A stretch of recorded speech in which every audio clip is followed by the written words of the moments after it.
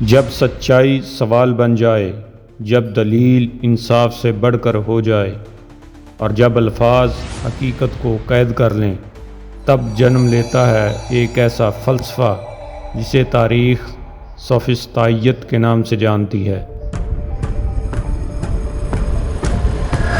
5ویں صدی قبل مسیح یونان کا سنہری دور، جہاں الفاظ تلوار سے زیادہ خطرناک تھے اور فلسفیوں کا جنگ کا میدان تھا دلائل کی محفلیں۔ یہ وہ دور تھا جب علم کا سودا ہونے لگا، جب سچ قیمت پر بکتا، جب قائل کرنا حق سے اہم سمجھا جانے لگا۔ لیکن پھر اٹھا ایک مرد حق، سقراط، جس نے جھوٹ کو للکارا اور اپنی جان دے کر دنیا کو بتایا کہ سچائی صرف جیتنے کا ہنر نہیں بلکہ کھونے کا حوصلہ بھی مانگتی ہے۔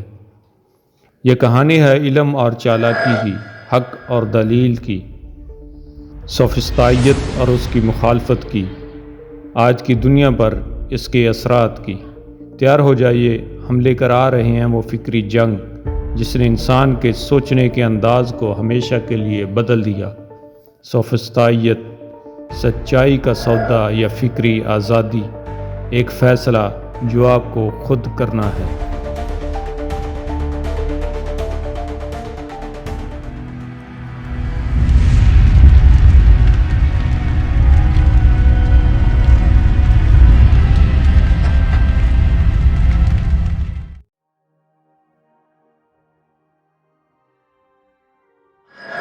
پانچویں صدی قبل مسیح کا یونان، خاص طور پر ایتھنز، ایک زبردست سیاسی اور تہذیبی انقلاب سے گزر رہا تھا۔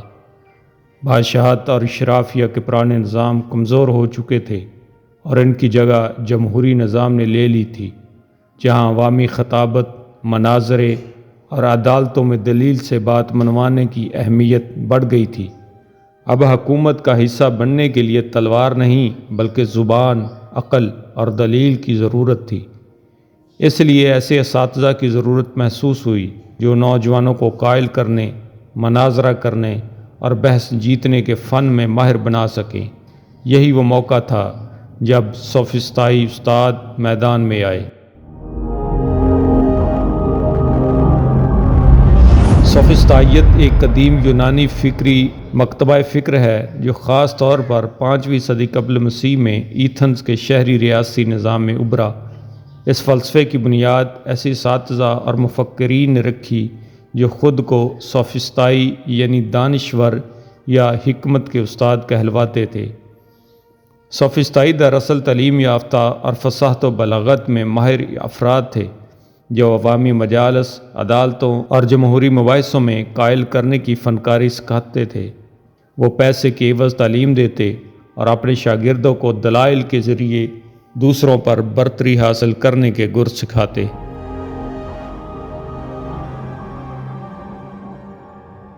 ان کا مقصد سچائی کی تلاش نہیں بلکہ قائل کرنا، جیتنا اور سماجی کامیابی حاصل کرنا تھا۔ سوفسطائی کی اصطلاح سب سے پہلے جس شخص نے اپنے آپ کو سوفسطائی کہلایا اور وہ قوم کے سامنے معلم فضیلت کی حیثیت سے آیا، افلاطون کے نزدیک پروٹاگورس تھا جو 480 میں ابڈیا میں پیدا ہوا۔ سوفسطائی فلسفہ کا اصل محور یہی تھا کہ علم، سچائی اور اخلاقیات مطلق نہیں بلکہ انسانی تجربے اور حالات کے تابع ہیں، یعنی ہر انسان سچائی کا پیمانہ خود ہے۔ یہ نظریہ پروٹاگورس جیسے مشہور سوفسطائی فلسفی کے اس قول سے ظاہر ہوتا ہے کہ انسان ہر چیز کا پیمانہ ہے۔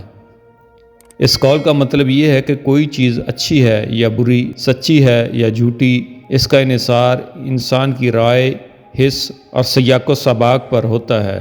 اس نظریے نے یونانی معاشرے میں ایک نئی فکری لہر پیدا کی، کیونکہ اس سے یہ سوال پیدا ہوا کہ اگر سچائی متغیر ہے تو پھر انصاف، مذہب، قانون اور اخلاقیات کی بنیادیں کیا ہیں؟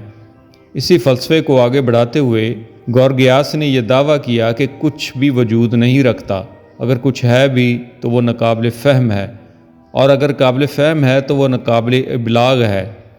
اس قسم کی سوچ نے علم اور حقیقت کے معروضی معیارات کو چیلنج کیا اور فکری بد اعتمادی یا اسکیپٹسزم کو فروغ دیا۔ سوفسطائیت کا ظہور ایک ایسے دور میں ہوا جب یونان میں جمہوری نظام مضبوط ہو رہا تھا اور عوامی خطابت و مناظروں کی اہمیت بڑھ گئی تھی۔ سوفسطائی استاد نوجوانوں کو قائل کرنے کے فن میں تربیت دیتے تھے تاکہ وہ سیاسی میدان میں کامیاب ہوں، تاہم ان کے نظریات کو سخت تنقید کا سامنا کرنا پڑا، خاص طور پر افلاطون اور سقراط جیسے مفکرین کی جانب سے۔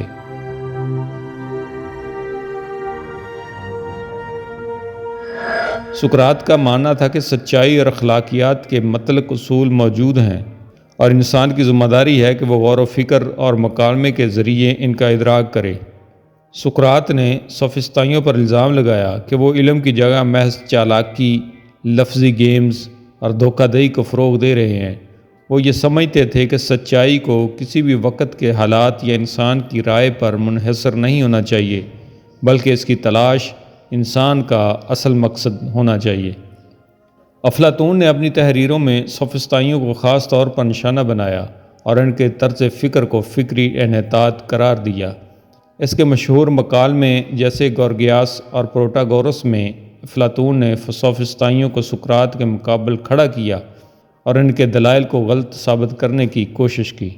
افلاطون کے مطابق سوفسطائی سچائی کے دشمن ہیں کیونکہ وہ بحث کو ایک کھیل کا یا طاقت کا مظاہرہ سمجھتے ہیں، نہ کہ حق کی تلاش کا ذریعہ۔ ارسطو نے بھی سوفسطائیوں پر تنقید کی اور منطق، استدلال اور معروضی علم کی بنیاد رکھی، جو بعد میں مغربی فلسفے کی بنیاد بنا۔ سوفسطائیت کا اثر صرف یونان تک محدود نہیں رہا، بلکہ اس کے اثرات پورے مغربی فکری ورثے پر پڑے۔ ایک طرف اس نے انسان کو مرکزیت دی اور فکری آزاد روی کو جنم دیا، اور دوسری طرف اس نے نسبیت، شک اور لفظی چالاکی کو فروغ دے کر فکری انتشار بھی پیدا کیا۔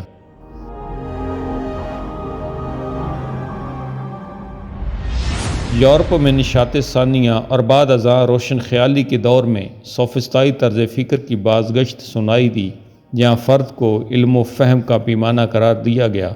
اسی طرح آج کی دنیا میں میڈیا، سیاست اور قانونی نظام میں سوفسطائی طریقہ کار یعنی دلائل کے ذریعے قائل کرنا، الفاظ کا استعمال اور سچائی کو مخصوص زاویے سے دکھانا عام نظر آتا ہے۔